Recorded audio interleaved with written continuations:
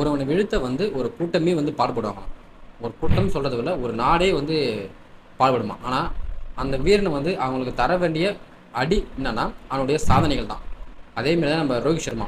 ஏன்னா அவருடைய கேப்டன்சியில் நம்ம வேர்ல்டு கப் வின் பண்ணியிருக்கோம், ஐசிசி நம்ம வின் பண்ணியிருக்கோம், சாம்பியன் ட்ராஃபி நம்ம வின் பண்ணியிருக்கோம். நிறைய ரெக்கார்டை வந்து ரோஹித் சர்மா வந்து படிச்சிருக்காரு. ஆனால் எதுக்கு அவர் கேப்டன்சி விட்டு தூக்குனாங்க அப்படின்ற ஒரு கொஷின் மட்டும் நிறைய ஃபேன்ஸ்குள்ளே இருந்துச்சு. ஏன்னா இவ்வளோ சீனியர் பிளேயர் இருக்கும் போது ஏன் நீங்கள் சுமனுக்கு கொடுத்தீங்க அப்படின்ற ஒரு வாதமும் இங்கே நிறைய பேர்கிட்ட எழுந்துச்சு. அதுக்கு அவங்க சொன்ன பதில் என்னன்னா, நாங்கள் வந்து இப்போ ஒரு ஆஸ்திரேலியா மாரி ஒரு பெரிய டீம் கூட சுமங்கில் போய் விளாட்னாருன்னா அவருக்கு ஒரு எக்ஸ்பீரியன்ஸ் கிடைக்கும். நாங்கள் இதை வச்சு நாங்கள் வந்து வேர்ல்டு கப்புக்கு தயார் பண்ணுறோம் அப்படின்னு அவங்க சரி சொல்லியிருந்தாங்க. அது என்னதான் அவங்க முட்டு கொடுத்தாலும் ரோஹித் சர்மாவோட கேப்டன்சியில் வந்து இந்திய டீம் பார்க்க வந்து ஓரளவுக்கு நல்லா இருக்கு. ஆனால் இப்போ ஆஸ்திரேலியா கூட 3 மேட்ச் விளையாடும் போது 2 மேட்ச் வந்து இந்தியாவோட இந்த அளவுக்கு தோற்று போச்சு அப்படின்ற ஒரு விஷயத்த வந்து எனக்கு மனசில் வந்து தோணுச்சு. ஏன்னா இந்த நம்ம லாஸ்ட் மேட்ச்சை பார்க்கும்போது ஒரு விக்கெட் தான் சுமன் மட்டும் தான் அவுட் ஆனார். மற்றபடி கோலியும் ரோஹித் சர்மாவும் இது நாங்கள் தான்டா இதானே நாங்கள் பேக் டு ஃபார்ம் அப்படின்ற மாரி தான் அவங்களுடைய பர்ஃபார்மன்ஸ் கண்டிப்பாக இருந்துச்சு.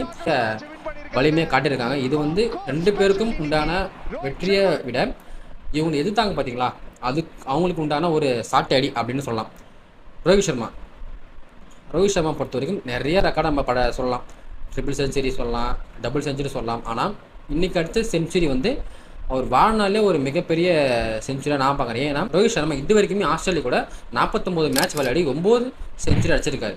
விராட் கோலி இது வரைக்கும் ஆஸ்திரேலியா கூட 54 மேட்ச் விளையாடி 9 செஞ்சுரி அடிச்சிருக்காரு. டெண்டுல்கர் இது வரைக்கும் 70 மேட்ச் ஆஸ்திரேலியாவுக்கு எதிராக விளையாடி 9 செஞ்சுரி அடிச்சிருக்காரு. இதில் வந்து அதாவது கம்மி இதில் பார்த்தீங்கன்னா ரோஹித் சர்மா தான் டாப். அதேமாரி விராட் கோலியோடைய ரெக்கார்டு ஃபஸ்ட்டு, அதாவது சர்வதேச போட்டிகளில் வந்து ஓடிஐயில் அதிகமாக ரன் அடிச்சது யாருன்னு பார்த்தீங்கன்னா நம்ம சச்சின் டெண்டுல்கர் தான். இந்தியா சார்பாக எவ்வளோ அடிச்சிருக்காரு அப்படி பார்த்தீங்கன்னா 18,426 ரன். அதுக்கப்புறம் நம்ம விராட் கோலி அவருடைய ரெக்கார்டை வந்து இந்த மேட்ச்சில் வந்து அவர் வந்து பூர்த்தி பண்ணிட்டார், 14,235. அதுக்கப்புறம் குமார் சங்ககாரா ஸ்ரீலங்கா 14,234. Ricky Ponting 13,804. விராட் கோலி வந்து இந்த மேட்ச்சில் ரன் அடிச்சதால் வந்து அவர் வந்து டாப் 2க்கு போயிட்டார். டாப் 1 பிடிக்க வந்து இன்னும் 4 ரன்னு தேவை. அது வாய்ப்பு கிடையாது. இது வந்து அதாவது இதுக்கப்புறம் யாராலையும் சச்சின் டெண்டுல்கருடைய சாதனையை வந்து முறியடிக்கவே முடியாது. இதில் வந்து எல்லோரும் ஒத்துக்கலாம், அதான் உண்மை. எல்லா பிளேயரும் ஒத்துக்கணும். இதுக்கப்புறம் புதுசாக வர பிளேயரும் வந்து அவருடைய சாதனையை அவர் மட்டும்தான் பக்கத்துலேயே வந்து கோலி தான் சச்சின் டெண்டுல்கருடைய சாதனை வந்து பீட் பண்ணுவார் அப்படின்னு நினச்சாங்க. பட் இருந்தாலும் ஒரு சில மேட்ச்லாம் வந்து சரியாக பண்ணலை. 2 மேட்ச்சும் டெக் அவுட்டு, சில வாய்ப்பு கிடைக்கல.